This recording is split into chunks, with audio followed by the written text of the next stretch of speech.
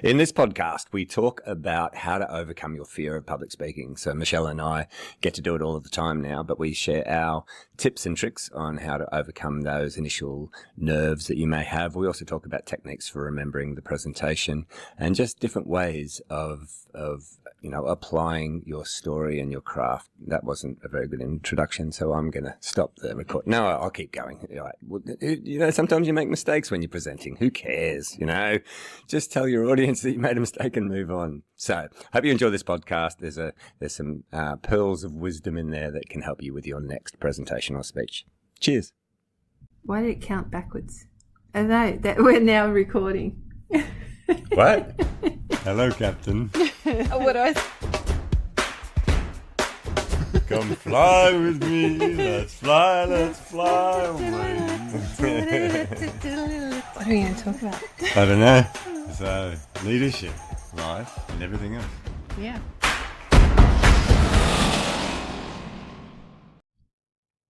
And we're live from the Gold Coast. We're recording from the Gold Coast. Okay, we're recording from there. Hey, Michelle, how you doing? Good, how are you? Yeah, very good. I got to watch one of your keynotes yesterday. Thank you. It was amazing. It was great. Yeah, you had them right from the start. It was brilliant.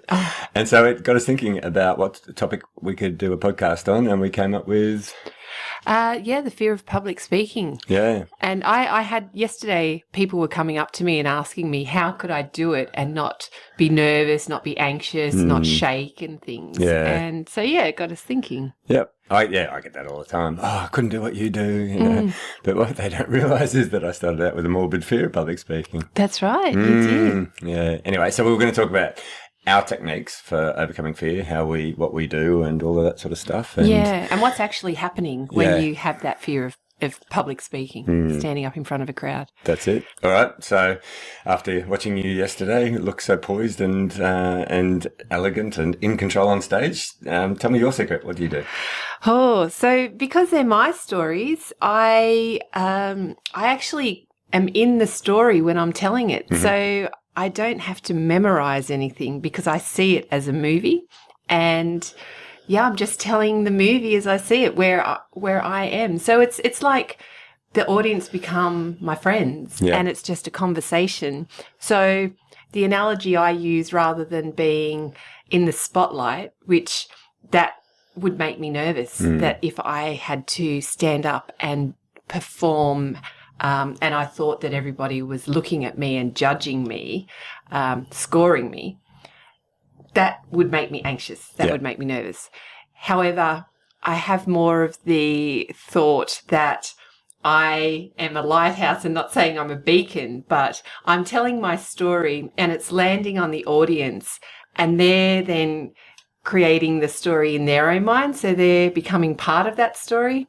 So they're not actually judging me because they're hearing the story, and then that story becomes a movie in their mind. I like it. So you're not in the spotlight, they're in the spotlight. That's so it, you're sending the story out there, which is the light. Yes. And then they get to choose how they see that light. Yeah. Is that what you're saying? Yeah, that's right. I like and that. So, they're no longer seeing me. They're putting themselves in that story. Yeah. And I'm just the one that's projecting that story, telling that story. Well, it really resonates because people aren't really thinking about you on stage. They're thinking about themselves through your story. Most people think that when you're up there that you're being judged and you're in the spotlight and all that sort of stuff, but it's the opposite.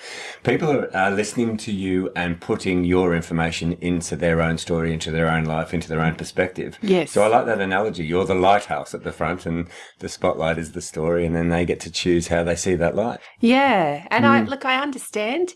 There's actually, we were discussing it a little while ago, and you were saying about the chemicals that are released. It's that there's the same sensations, the same chemicals are released in the brain, the same physical responses are triggered, whether it's anxiety or excitement. Yeah, so they're very similar. So when you're feeling fear and your body produces adrenocorticotropic hormone and I was saying that yesterday and stumbling over it, but so would the audience, which I thought made it a joke. Adrenocorticotropic hormone. Yes. Yeah. So, but the same sort of chemicals come into your body when you're feeling fear as you do when you're feeling excitement. It's maybe in different levels, etc. I don't know the exact science behind it, but for many, many years, I've been saying to people that those feelings that you're feeling, they're the exact same chemicals that you get when you're feeling excited. So just label it as excitement, rather than labeling it as fear, and then let your body move towards it rather than moving away from it. So instead of a fight or flight response, you move towards it because you're excited to do it. Yeah, well, the adrenocorticotropic hormone. Well done, you did. I did.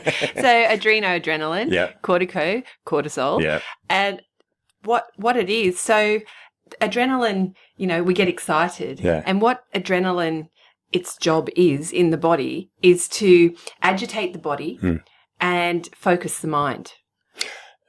Yeah, get you moving away from danger quickly. That's it. Yeah. So you're laser focused on getting away from danger, and your limbs are ready. They're fight or flight. Yeah, the blood going to your periphery. That's it. So when if you're in a line and you have to say your name and then something about yourself, if you're at the beginning of the line, one of the first, it's kind of easy because there's no expectation. But the further along the line, it's you're not building actually, up in your mind. that's right, you're not listening to what the other people are saying because you're trying to remember, what's my name? You know your name. Yeah. You know what you do. Yeah.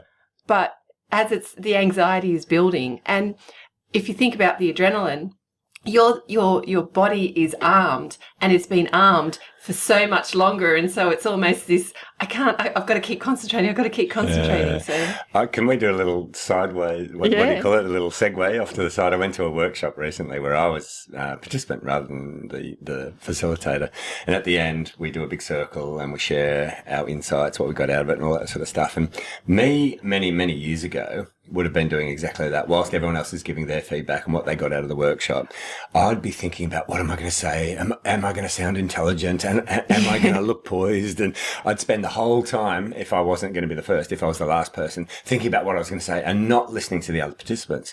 But I found it really interesting. This was only a couple of weekends ago. I was sitting there in the circle, and as people were telling their stories and what they got out of the workshop, I was really present with them. And I was doing this intentionally because I could feel that old me coming out and trying to say, hey, you got to prepare for what you're going to say. You're up soon. Up soon. But I was able to just sit there and listen to each person's story and reflect on what they're getting out of it. And I also learned from their takeaways. So I'm now taking more out of the whole workshop because I'm listening to their stories, and I was really present with them and feeling and hearing what they're saying. And when it came to my turn, because I hadn't really spent so much time building it up inside myself, what came out of me was exactly what I would have wanted to have said, because I was just present with the thoughts and the feelings and the emotions in the time. So, yeah. Delaying the start of the line to you. Yeah, exactly. It started with me. No, it didn't start with me. But I got to listen. And pay attention to everyone else and being present in that moment. So I love when you're on stage and you're telling your stories, because I look around the audience and I see them really going on that journey with you. And you can see that their eyes aren't 100% focused all of the time on you. They're actually in their head thinking about their own lives and what your lessons can give them. And so people aren't really focusing on the speaker. They're focusing on themselves and themselves within the speaker's story. Yeah, and when I see the eyes glaze over, I initially thought, oh my goodness, I'm boring them to tears and they're just like thinking about what they've got to do next week or their shopping list. But the feedback that I receive after the talk is people say, I relate to that because this happened to me or this. And so I've realized that, okay, there may be some who are thinking about their shopping list, but mostly, and I like to think that they are putting themselves in that story, in that situation, relating. Yeah. And that's a good thing to think about when you're going into your presentations, when you're going into your speeches or whatever it is you're doing, that people aren't going to be really looking and thinking about you. They're looking and thinking about themselves through you, which is a great mindset to go into. So I love your lighthouse analogy. I see it, I guess it's probably the same thing, but the way I describe it is when I'm on stage or in a classroom, it's not me. It's not about me, right? So I'm there and I'm the conduit of the information. Yes. So I focus on the information coming through me and out to the audience. And what I'm thinking about the whole time is, how do I make this relatable to the audience? And I focus on the information. So I'm just there to be the channel, the conduit through which the information passes, whether it be learning or my story or whatever it is. And so that my job is to get the information into a format that the audience can resonate with, take in, learn their lessons. They've got the context that's required. And that's all I'm focusing on. And it's interesting, having done it for a while now, I can actually... Over 30 years, yes. Yeah. I'm old. But I sit there and I've got this, and this happened because of COVID. I did a lot of meditation through COVID. I'm talking. I can hear myself talking. I'm observing myself talking. I'm also at the same time thinking about what I'm going to say in a couple of sentences time, but I'm also then thinking about what does the audience need. And so what context that they need to understand the messaging or whatever it is. And I've found that over time has become a really lovely experience to be so outside in of tune as well? Or yeah, I don't know if, maybe in tune, but just out of my ego. It's not about me. I'm not even there. I'm just observing the information that I'm sharing, the lessons, so if I've read a great book and I'm passing on that knowledge, or if I've listened to a fantastic speech somewhere else and I want to share that story, or if I'm sharing my story, I'm really just focusing on the information. So the information is just flowing through me and I'm trying to put it into a way that the audience understands. And that has freed me up. Like I've been doing this for a long time. I don't feel fear anymore. I feel nothing but pure excitement. Yeah. But that's why I do it. So I'm going to maybe start using your lighthouse analogy that, you're the lighthouse. You're just sending the information out there. You're shining the information onto the audience, and then the audience gets to take that in, and everyone's lives are different. So they're all going to be taking it in different ways. Yeah. Well, I still get nervous in those excited. Excited. That's right. I do get excited, but I now, and I have a bit of a routine, which I know other people do. A friend of ours, she has one particular song that she uses to hype herself. Yep. I have basically Pitbull. Any Pitbull songs, yes. I just kind of dance around. Which Pitbull song? Oh, all of them. I just have the playlist going whilst I'm getting ready. Yep. And it reminds me of when I was younger, getting ready for B&S balls in the country.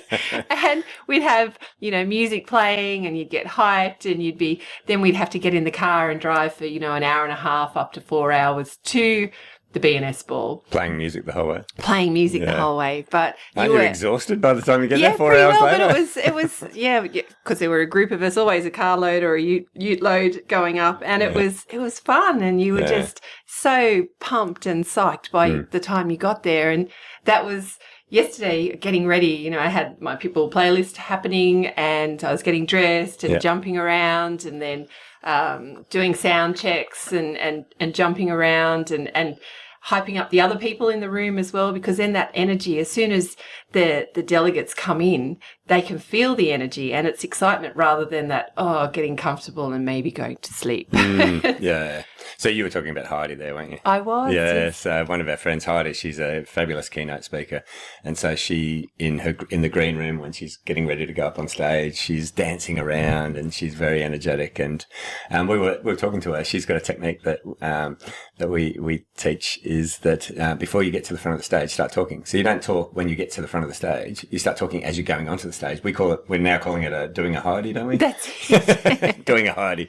So that's the technique. So yeah, you start talking before you get there. And so it feels like you're just having a conversation as you're walking up onto stage. A lot of people, what they do is they walk out to the center of the stage or wherever they're going to be doing their presentation at work, and they're silent and the audience is silent, and then it's building up that tension, and then they stand there and they're looking at the audience. Whereas Heidi, and I didn't know I did this for years, you just start talking. As soon as you're standing up, you start talking, hey everyone, how you doing? And then it's a conversation rather than a point at time where you're starting a presentation. Yes. Yeah. Do you have any other techniques or confidence boosting stuff? I like using, we've spoken about Amy Cuddy before on the podcast. She did a fantastic TED talk on body language and how body language relates to the power pose and all that sort of stuff. Tony Robbins does it as well. Yeah. Yes. So I always use my body language to make myself feel confident, and so I never sit down looking at my notes. I'm always walking around, standing up. In fact, I try and stand off to the side when people are introducing me, and just be as tall as I can be, so that when I get on stage, I'm already feeling confident. Do you do something like that? Yeah, my mum is a kinesiologist, trained kinesiologist, and she always, she told me about a technique where you have your two forefingers, and you put it at your hairline, basically. For those that have hairlines that are at the back of the head, do it just at the base of your skull. Yes. What if you've got no hair whatsoever? Basically, for what if you're a Ken? If he listens to this, I think I'm in trouble. So basically 4 fingers up from your eyebrows. Yeah. 2 fingers on that point, and then your thumb on the absolute apex of your skull. Yeah. And if you hold that for 10 seconds, whether it's real or not, this is in kinesiology, and it channels you. And so it's almost like a grounding. So your scattered thinking ceases. Okay. And again, it's a technique. There are different techniques. I've got another technique similar to that. It's not putting your fingers on your head, but you take a big deep breath and you ask yourself. So this is when you just want to get centered. You just want to get the internal chatter out. You take a big deep breath and you ask yourself this question. I wonder what thought my brain is going to bring forward next. And because you've asked that question and you're now wondering what the next thought is, no thought comes in, because what you're doing is you're sitting there waiting for the thought, and then no thought comes in, and it just removes the chatter. It's something I only learned in the last couple of years. I saw somebody say it online once, and I thought, I'll give that a go. I tried it, and I took a big deep breath, and I centered myself and said, all right, what thought is going to come into my brain next? That's a good technique. It just didn't. My brain just went silent. Yes. It was almost like I'm expecting something, yes, and it doesn't come in. Yeah. Yeah. I like that. Yeah. What else can we talk about with regards to overcoming fear of public speaking? Because Jerry Seinfeld's got that famous joke. Have we told that one on the podcast? Possibly. We can say it again. It's quite Nothing appropriate like now. repetition. That's it. Yeah, so he had this famous joke about, public speaking is the number one fear of human beings. Number 2 is death. Dying. So he said that means that if you're at a funeral, you'd prefer to be in the coffin than giving the eulogy. That's it. Yeah. So a segue on what you just said is that one way to diminish the anxiety is to practice. So even when I was flying, you would armchair practice. You could visualize. You were going through the motions of what you needed to say, what you needed to consider, your hands where they were, which switches they were flicking, etc. Which heading.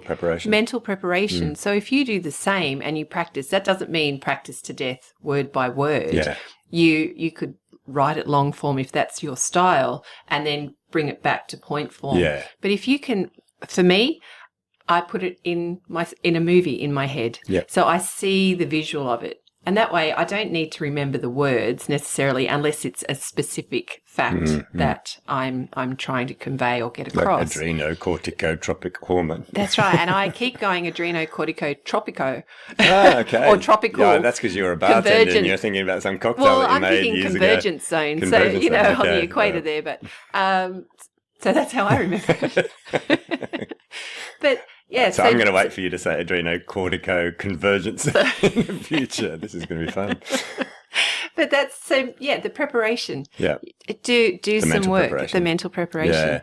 Just on that, because a lot of people I've trained over the years, what they do is they write out word for word their speech, but then they leave it like that and they read it 1,000 times. That's a big mistake, because if you write out your speech word for word and you keep reading it over and over and over again, you're telling your brain that this is exactly how it has to happen, word for word in that order. And that's very dangerous because you're putting undue pressure on yourself. Yes. Remembering something word for word takes months of rehearsals to be able to do that.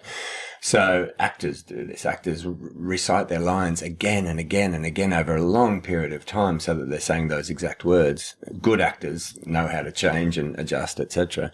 But what you're best off doing, if you are going to write it out word for word, do that, read it a few times, but then distill it down into the key points, because when you're speaking from points, you're going to flow.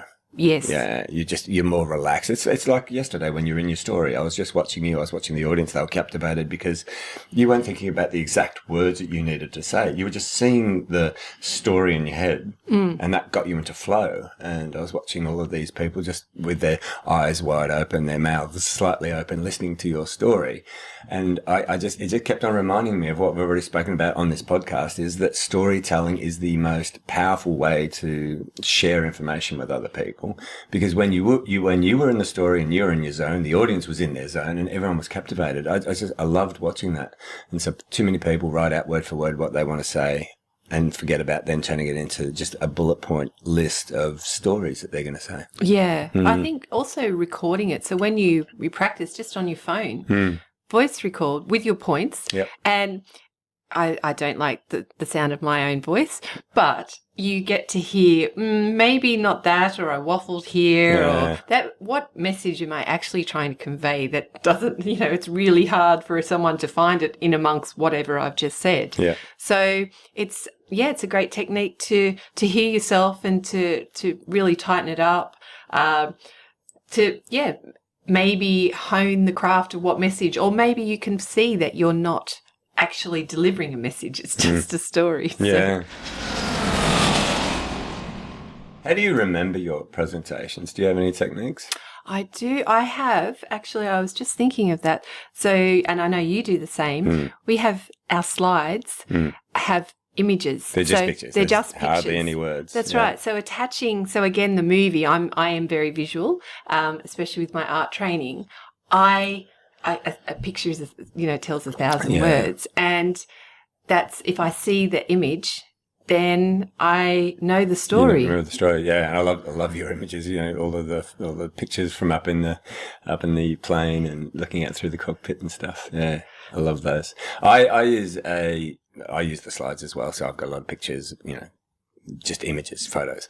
But I also do a similar thing using a memory technique. So let's say I have to remember 9 small stories in a presentation. I did this recently. I did a 10-minute kind of, not so much a keynote, but a speech, a story. And I'd split it up into little chunks. And it was very much like a detective story where you had to pin clues to a board and then link them with string. And it was fun. I wanted to muck around with it. You saw it, yeah. And so each story I had a little picture for. And then I attached that picture to a part of my body. There's other techniques you can use. Yeah. So, for example, let's say you're talking about your very first kiss or something like that. You might put a big set of red lips on the top of your head, and just imagine that there's a big set of red lips on top of your head. So you think, all right, I'm talking about my first kiss. And then in that particular story, I spoke about that I was in a circus, right? And so I put some juggling balls on my eyebrows, and then I might have next spoken about how I was a unicyclist. So I'd balance a unicycle on my nose. And so now when I'm doing the presentation and I want to tell those stories, I just look on the top of my head, inside my own mind. Oh, there's a pair of lips. Oh, I'm going to talk about my first kiss. Yes. And then, on my eyebrows, oh, there's some juggling balls. I'm going to talk about juggling. And then, on my nose, look, there's a unicycle. I'm going to talk about when I was a unicyclist. So you can actually attach things to your body, start from the top, go down to your feet. And you could do a presentation. I do this all the time, but a presentation for 5 hours and just go from your head to your eyebrows, to your eyes, to your nose, to your ears, to your mouth, to your shoulders, to your chest, to your waist. And you can just put random things there and just see it. See the lips on your head, see the unicycle hanging off your nose or whatever it is. I think the more ridiculous as well, and not logical, that it's easier to remember. And that suits me because I'm silly all the time. Yeah, so if you want to remember a presentation, don't write it down. Just whack pictures on your body. Or you could do something in your house. So there's an old technique called the Roman room method or the loci method where, just go into your lounge room, pick 5 things in your lounge room and stick 5 random things in those locations. So if you've got a couch, put the pair of lips on the couch. If you've got a television, whack some juggling balls on top of the television. So you could do the same thing in your house. Unicycle in the fishbowl. That's it, yeah. Or see your fish riding the unicycle. Yeah. So anyway, there's a technique that a lot of professional speakers use. They use a visual technique to remember. That's a great one. I like that. Well, before we wrap up this podcast, any other tips you can give speakers from your perspective? Water. Water, lots of water. Lots of water, brain juice. Brain juice, yeah, I agree. So that story that I was just telling you about where I broke it up into little things, because it was the first time I've done it, I was really excited, and the same chemicals come into your body when you're excited. to when you're nervous. And I found my mouth going dry for the first time in about 10 years while I was speaking. That's I actually good. I enjoyed that. I enjoyed it. My body's going, hey, this is new. Yeah, let's make this fun. So I was very excited doing it. But yeah, water, absolutely. Yeah. And I feel it just, it's a lubricant for your brain. Yeah. If you speak a lot, I've also found that cold water is not a good idea. When I first started training many years ago, I started to lose my voice on, say, day 3 or day 4 of training every day in a row. And so what I started to do is drink just either warm water, yes, with lemon if you want to give it some flavour, or just weak cups of tea. If it was coffee, I'd be jittery. I drink a lot of coffee, but that'd be too much. So yeah, just warm water because cold water constricts your vocal cords. Yes. Okay. That's a good tip. I maybe should have used that yesterday, because after I did the keynote, I then did a workshop. Yep. And so, I was talking a lot, but So maybe some warm water or a cup of tea. Yeah.